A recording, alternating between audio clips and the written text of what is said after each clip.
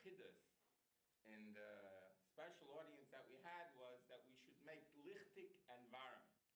The Yiddish words lichtig means to make light, and warmth, varm means the warmth.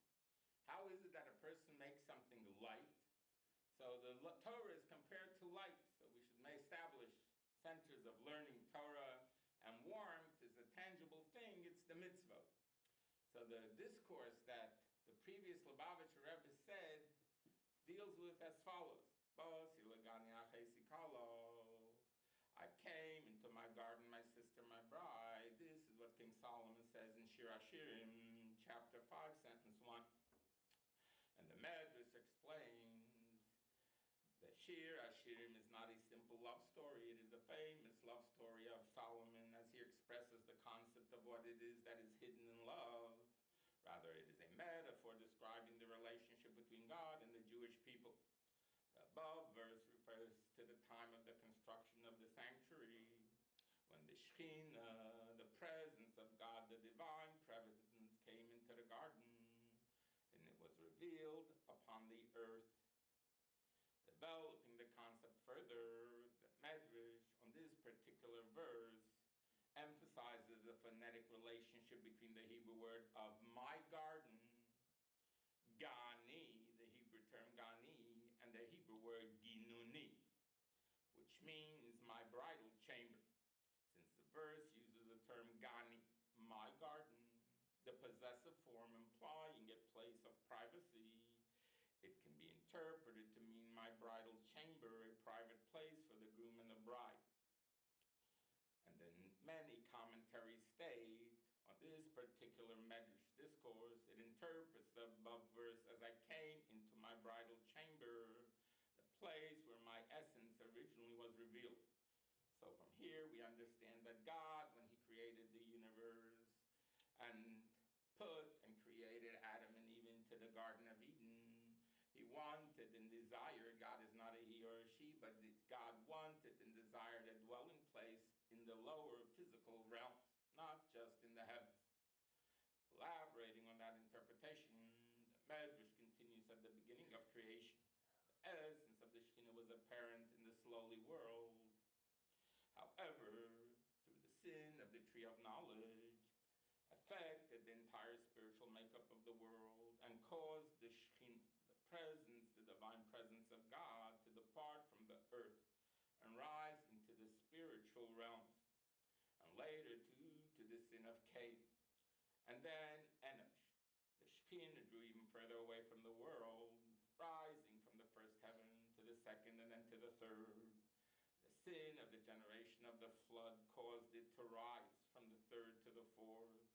And the Medrash explains that evidence of the departure of the Shekhinah's revealed presence in this world can be seen in the verse in Genesis, in Bereshit, chapter 3, sentence 8, where it says, and Adam and Eve heard the voice of God walking through the garden. Normally, the Hebrew word used for walking would be mehalech, walking. Instead, the Torah uses mishalech, which implies a state of withdrawal. Mishalech means there was a withdrawal from the Garden of Eden, as the Medrash comments, walking and jumping, walking and jumping.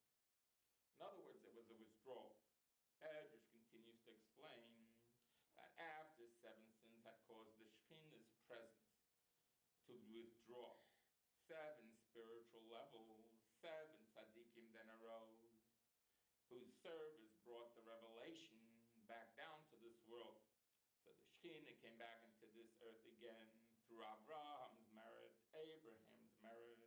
The Shekhinah returned from the 7th heaven to the 6th, through Yitzchak's from the 6th to the 7th, through Isaac's, until Moshe, the 7th of the righteous, tzaddikim, and as the Medrash Vayikra Rabbah states, chapter 29, sentence 11, all 7ths are dear, and Moshe Rabbeinu was the dearest, merited to reveal the Shekhinah again in this world, to the point where we see that the prophecy, the prophetic vision, and the prophecy powers of Moshe Rabbeinu were incomparable to any of the other prophets. The Shekhinah's apparent presence was revealed in the temple, as the Torah says in Exodus chapter 25, sentence 8, and you shall make me a sanctuary and I will dwell within. However, the verse implies that God's presence is not only restricted to the physical temple, but can be found in the heart of every Jew. For in the above verse, the word within is written in the plural, thus emphasizing that there is more than one sanctuary. Otherwise, it should have been in a singular form. Instead, the form is used plural, but yet a sanctuary is one. And therefore, it teaches us that everyone has within himself the potential to be a temple for God. Every human being that follows the commandments. And all of the commandments are given to all of the commandments are given to all of humanity. There are particular commandments that are for particular people, for all the nations of the world, the 7 commandments that are first given. And then there are commandments that are given to the Jewish people, and then there are commandments given to the priests, and then there are commandments given to a farmer, and then there are commandments given to a king, and then there are commandments for building a sanctuary. So it is written, therefore, in the plural to let us know that godliness has and is the potential of every individual. This explanation